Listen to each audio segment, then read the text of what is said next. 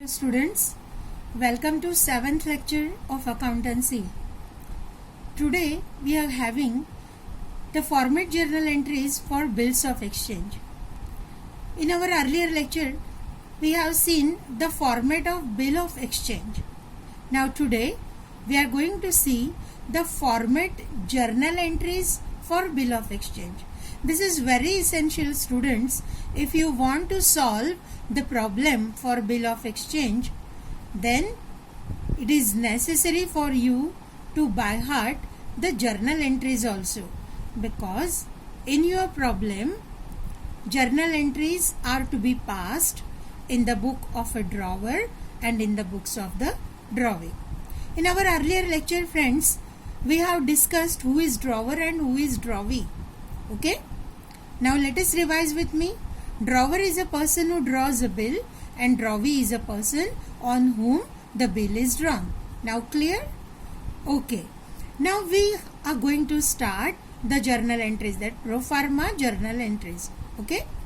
Now transaction wise journal entries we are going to see here in the books of drawer and in the books of drawee. Okay. Now here we start. Goods sold on credit. जब goods credit पे sold होते हैं तो drawer के book में entry क्या होगी? Debtor account debit. अभी यहाँ पे डेटर कौन है? तो drawee is a debtor.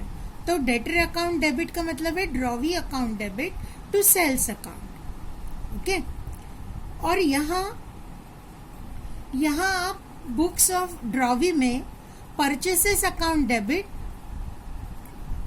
To creditors account. अब परचेसेस अकाउंट डेबिट मतलब किसका अकाउंट डेबिट करेंगे? तो ड्रॉवर का अकाउंट डेबिट होगा. ठीक है, जो भी ड्रॉवर है उसका अकाउंट डेबिट होगा टू क्रेडिटर्स अकाउंट. ठीक है. अभी यहाँ purchases account debit to creditors account और डेटर अकाउंट डेबिट मतलब drawee's account debit to sales account. ठीक है. नरेशन है being goods sold on credit, being goods sold goods purchased on credit basis. Okay, now see the next transaction. Bills drawn and accepted. Bills receivable account debit to drawee account. Bills receivable को debit दिया क्योंकि ये किसके book का entry है? Drawer के book का. तो bills receivable debit to drawee account. Narration आएगा बीइंग बिल ड्रॉन फॉर, जो भी मंथ्स आपको दिए जाएंगे इस पे लिखने हैं. अब ड्रॉवी के बुक में drawer account debit to bills payable account, क्योंकि जो बिल ड्रॉवर के लिए रिसीवेबल है वही बिल ड्रॉवी के लिए क्या है? पेएबल है. और वो नरेशन क्या लिखेगा? बीइंग बिल एक्सेप्टेड फॉर, जितने भी मंथ्स के लिए एक्सेप्ट किया है उतने मंथ्स वहां पे लिखेगा. अभी थर्ड एंट्री देखो कि ड्रॉवर बिल के साथ क्या क्या कर सकता है. एक तो क्या करेगा वो? Discounting of the bill with bank. अगर उसको बहुत गरज है, पैसे का नीड है, तो वो क्या करेगा? बैंक में जाएगा, बैंक में बिल को जमा करेगा और उसके बदले में पैसे लेगा. ठीक है. तो एंट्री क्या करेगा अपने बुक में? ड्रॉवर बैंक अकाउंट डेबिट, जितना पैसा उसको मिला उसके वो डेबिट करेगा.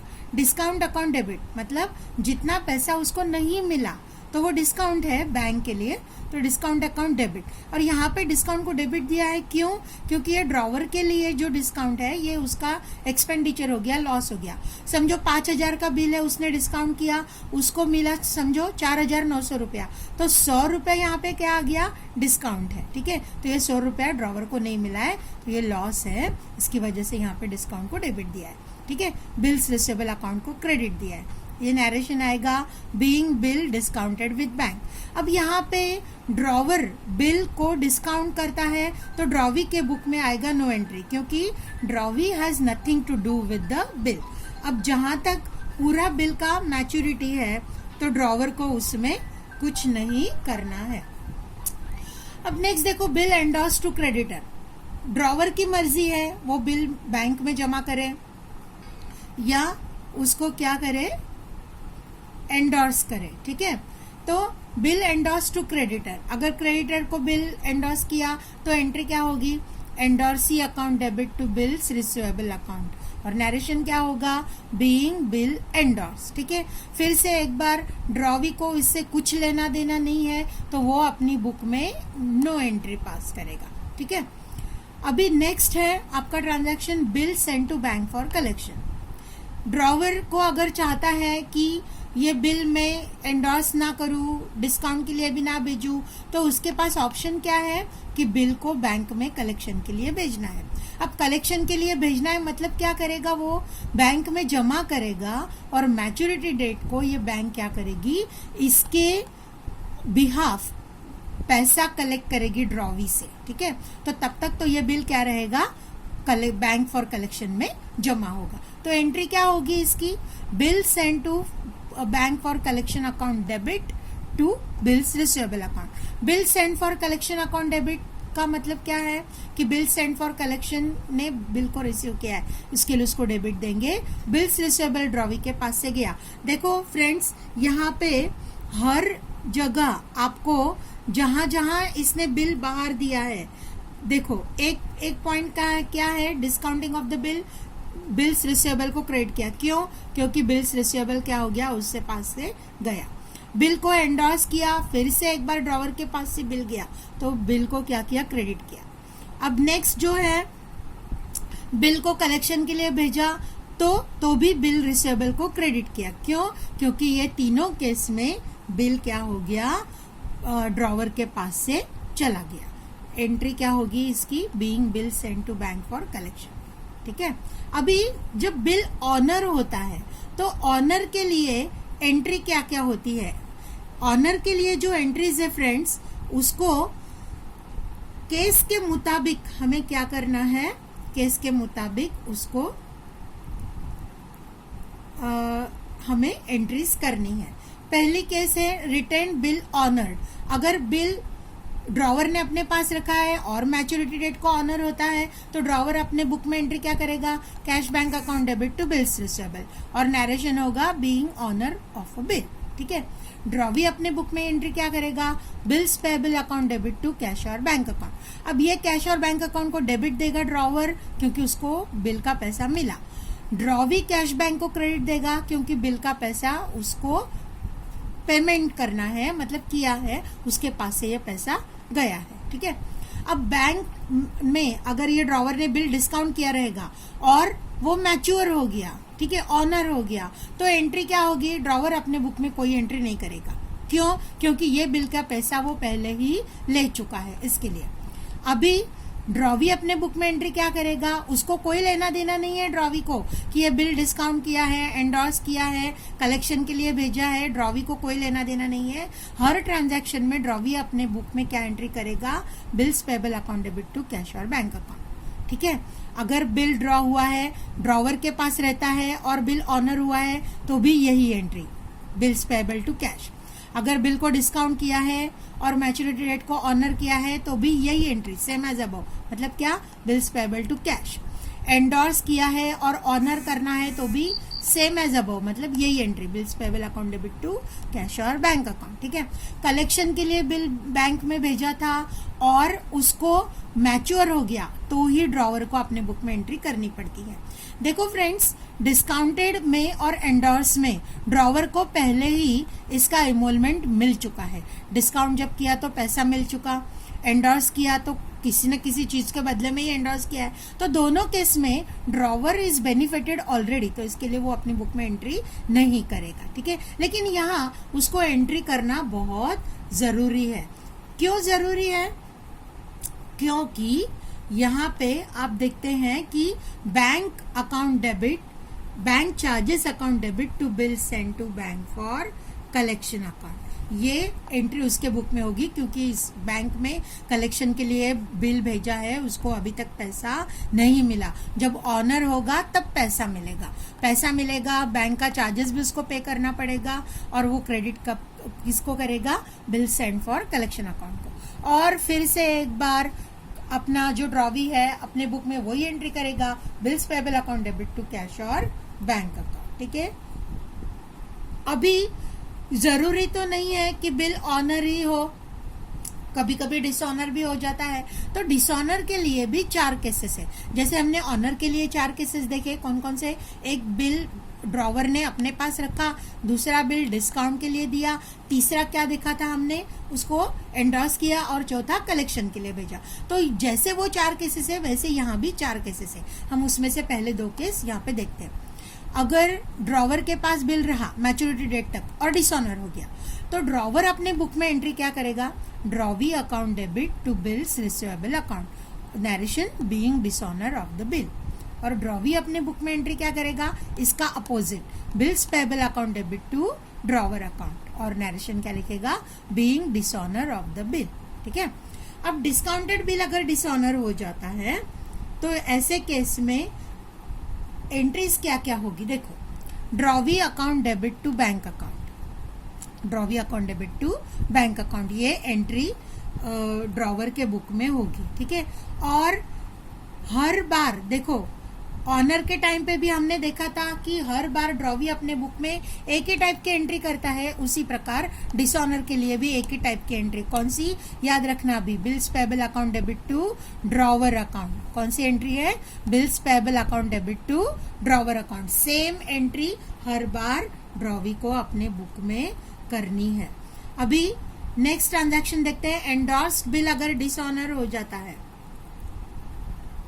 एंडोर्स्ड बिल डिसऑनर हो जाता है तो क्या एंट्री होगी ड्रॉवर के बुक में, drawee account debit to endorsee account being dishonour of the bill. और सेम एज अबव ड्रॉवी के बुक में एंट्री होगी, क्या होगी बताओ, क्या होगी, bills payable account debit to drawer's account. Very good. Bill send for collection के लिए भी सेम है, drawee account debit to bill send to bank for collection, और यहाँ भी आपकी एंट्री वही होगी, bills payable account debit to drawer account. I think almost all of you have understood this, isn't it? अभी बिल जब dishonour होता है तो नोटिंग चार्जेस का पेमेंट करना पड़ता है। नोटिंग चार्जेस का पेमेंट किस किस को करना पड़ता है, तो ये बात आपको यहाँ से पता चलेगी कि जिस किसी ने भी किया है, लेकिन हर बार डेबिट किसको दिया है, ड्रॉवी को। क्यों दिया है भाई, क्योंकि ये जो बिल डिसऑनर हुआ है उसकी वजह कौन है, तो ये ड्रॉवी है, उसकी वजह से ही तो बिल डिसऑनर हुआ है। तो ये जो चार्ज है, ये जो पेनल्टी है, ये किसको भरनी पड़ेगी, ये ड्रॉवी को भरनी पड़ेगी। इसके लिए देखो, हर केस में हर बार नोटिंग चार्जेस ये ड्रॉवर ने पे किया है, बैंक ने पे किया, एंडोर्सी ने भी पे किया रहेगा, तो भी अल्टीमेटली ये इसका पेमेंट किसको करना है, ड्रॉवी को करना है। तो इसके लिए एंट्री में हर बार ड्रॉवी अकाउंट को डेबिट दिखाया गया है।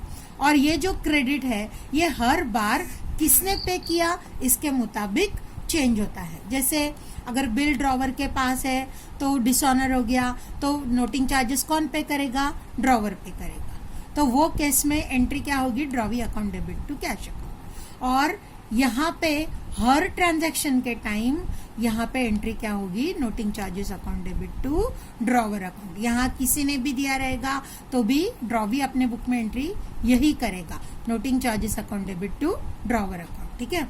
अगर बैंक ने पे किया है तो drawee account debit to bank, और ये अपने बुक में वही एंट्री करेगा, noting charges account debit to drawer account. अगर एंडोर्सी ने पे किया है, पेड बाय एंडोर्सी, तो एंडोर्सी ने अगर पेमेंट किया है तो drawee account debit to endorsee, और ड्रॉवी अपने बुक में वही एंट्री करेगा, noting charges account debit to drawer account. Retirement bill का होता है तो वो टाइम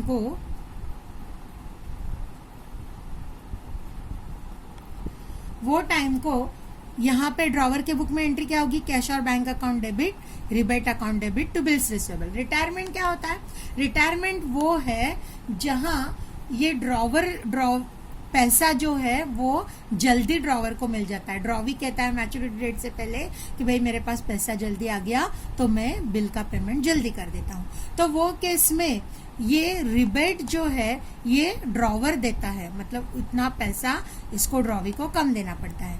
तो कैश और bank account debit, rebate account debit to bills receivable. यहाँ पे एक एग्जांपल अज्यूम कर लो, समझो 5,000 का बिल है तो इसने 4,900 रुपए में ही सेटल कर दिया कि मैं जल्दी दे रहा हूं तो मुझे 100 रुपए का क्या करो, रिबेट दे दो।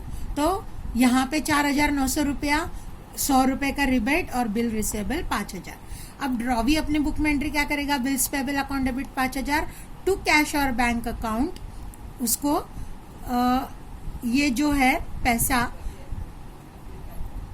कम देना पड़ा तो 4,900 रुपया, और रिबेट कितना मिला तो ये भी उसका इनकम है 100 रुपए का। ठीक है। तो इस हिसाब से ये रिटायरमेंट का एंट्री हो जाता है। डिसऑनर बिल के बाद में, डिसऑनर जब बिल होता है तो उसको क्या करते हैं, उसको पहले इंटरेस्ट चार्ज होता है, फिर पार्ट पेमेंट होता है ड्रॉवी का, और फिर उसके बाद में नया बिल निकलता है। तो पहले यहाँ पे देखो इंटरेस्ट चार्ज, तो इंटरेस्ट चार्ज के लिए एंट्री क्या होगी, drawee account debit to interest account, ठीक है। और ड्रॉवी अपने बुक में एंट्री क्या करेगा, interest account debit to drawer's account. यहाँ पे देखो ड्रॉवर ने इंटरेस्ट को क्रेडिट किया है, यहाँ ड्रॉवी अकाउंट में इंटरेस्ट को डेबिट किया है। क्यों भाई ऐसा, कि इंटरेस्ट जो है जब क्रेडिट होता है तो इनकम है, और इंटरेस्ट डेबिट होता है तो एक्सपेंडिचर है। क्यों, क्योंकि नॉमिनल का रूल, बताओ नॉमिनल का रूल क्या है, debit all expenses and losses, credit all incomes and gains. तो इस हिसाब से यहाँ पे इंटरेस्ट क्रेडिट किया है क्योंकि ड्रॉवर के लिए इनकम है, और यहाँ डेबिट दिया है क्योंकि ये ड्रॉवी के लिए क्या है, एक्सपेंडिचर है, ठीक है। अभी आगे चलते हैं। जब बिल डिसऑनर होता है तो ड्रॉवर ड्रॉवी को कहेगा कि भाई पूरा का पूरा पैसा अगर आप नहीं दे पाते हैं तो कुछ ना कुछ तो पेमेंट करो, तो पार्ट पेमेंट होता है। तो पार्ट पेमेंट ड्रॉवी जब करता है तो ये एंट्री पास होती है ड्रॉवर के बुक में, कैश और bank account debit to drawee account, जितनी भी अमाउंट रिसीव्ड रहेगी उतने अमाउंट से उसको डेबिट देंगे। और इसका opposite entry drawer account debit to cash और बैंक अकाउंट। यहाँ कैश और बैंक अकाउंट डेबिट क्योंकि इसको कैश मिला, यहाँ कैश बैंक को क्रेडिट क्योंकि इसके पास से उतना कैश गया है, ठीक है। अभी पार्ट पेमेंट हो गया, अभी नया बिल निकलेगा। तो नया बिल जब निकलेगा तो एंट्री क्या होगी, new bill drawn and accepted. तो पहले जो एंट्री है फर्स्ट वाली उसी की जैसी एंट्री है, सेम है, bills receivable account debit to drawee account, the new bill drawn for, जितने भी महीने के लिए किया है वो यहाँ पे लिखेंगे। Drawer account debit to bills payable being new bill accepted for, जितने भी महीने के लिए किया है उतना months on the amount of renewal, ठीक है। अभी एक लास्ट स्टेज अपना बाकी है, इंसॉल्वेंसी ऑफ ड्रॉवी। अब यहाँ पे इंसॉल्वेंसी ऑफ ड्रॉवी का मतलब ये है कि ड्रॉवी डिक्लेयर कर देता है कि मेरे पास तो कुछ पैसे है ही नहीं, मैं हो गया दिवालिया, अभी मेरे पास कुछ पैसा नहीं है, जो करना है कर लो। अभी ऐसा जब कंडीशन होता है तो बिल तो डिसऑनर होता ही है, पक्का, ये बात बिल्कुल तय है। जब बिल डिसऑनर होगा तो जो एंट्रीज हमने डिसऑनर की देखी है तो वही एंट्री यहाँ पे आने वाली है, ठीक है, वो तो ठीक है। लेकिन डिसऑनर होने के बाद भी एक एंट्री हमें करनी पड़ेगी। क्यों, क्योंकि बिल डिसऑनर होने के साथ साथ बिल को हमको फिनिश करना है, उसका जितना भी अमाउंट है, जो भी अकाउंट है, उसको सेटल करना पड़ेगा और फिनिश करना पड़ेगा। तो उसके लिए क्या प्रोसीजर होता है, कोई भी ड्रॉवी जब कहता है कि मैं तो इंसॉल्वेंट हो गया हूँ, दिवालिया हो गया हूँ, तो भी उसके पास कुछ ना कुछ तो बचता ही है, ठीक है। कोई प्रॉपर्टी होगी, कुछ पैसा होगा, कुछ बैंक में बैलेंस होगा, जो भी व्हाटएवर, तो वो क्या हो जाता है, फिर वो नीलाम हो जाता है। नीलाम होता है तो कुछ ना कुछ पैसा जो निकलता है तो उससे क्या होती है, रिकवरी होती है। अभी ये जो रिकवरी है, ये रिकवरी पूरे के पूरे पैसे से होती नहीं है कभी। समझो एग्जाम्पल में आपको 5,000 रुपए का बिल है और रिकवरी आपको दी गई है कि समझो 50% amount was recovered from the drawee's private estate. तो 50%, 5,000 का 50% बोलो कितना हुआ, 2,500।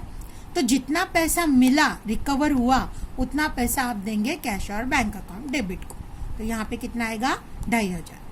अभी 5,000 का बिल 2,500 मिला, मतलब कितना नहीं मिला, तो 2,500 नहीं मिला। तो जो नहीं मिला वो क्या हो गया, बैड डेट्स हो गया, ठीक है। तो कैश और bank account debit 2,500, bad debts account debit 2,500 to drawee's account.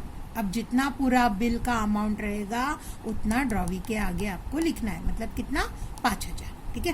अब narration being amount received in full settlement, ठीक है। अब यहाँ पे देखो कि इसका अपोजिट एंट्री यहाँ पे होगा, ड्रॉवर अकाउंट डेबिट, कितने का ड्रॉवर आपको देना था पैसा, 5,000 टू कैश और बैंक, आपने कितना दिया, 2,500। डेफिशिएंसी, डेफिशिएंसी का मतलब क्या होता है कि कमी, और आप कहते हैं कि जितना मतलब नहीं दे पाए आप, तो वो आपके लिए डेफिशिएंसी है। तो भाई ड्रॉवी कितना पैसा नहीं दे पाया, 2,500 दिया, 2,500 नहीं दे पाया, तो कैश बैंक को 2,500 क्रेडिट करेंगे, डेफिशिएंसी को 2,500 क्रेडिट, ठीक है। और यहाँ पे नरेशन आएगा being amount paid in full settlement, और जितना भी है तो ये उस हिसाब से आपका ये सब पूरा जर्नल एंट्रीज यहाँ पे हमने देखा है आज। यहाँ पूरा एक्सप्लेन किया है, ये फॉर्मेट एंट्रीज है। मैं इसकी कॉपी आपको पूरी तरह से तैयार करके ग्रुप पे भेजने वाली हूँ। सभी लोगों ने क्या करने हैं, एक एक एंट्री ट्रांजैक्शन के सहित आपने उसको 4-4, 5-5 बार लिखना है, तब जाके ये सब फॉर्मेट एंट्रीज आपके दिमाग में फिक्स बैठेंगी और आप लोग प्रॉब्लम अच्छी तरह से सॉल्व कर सकेंगे, ठीक है। All the best, thank you.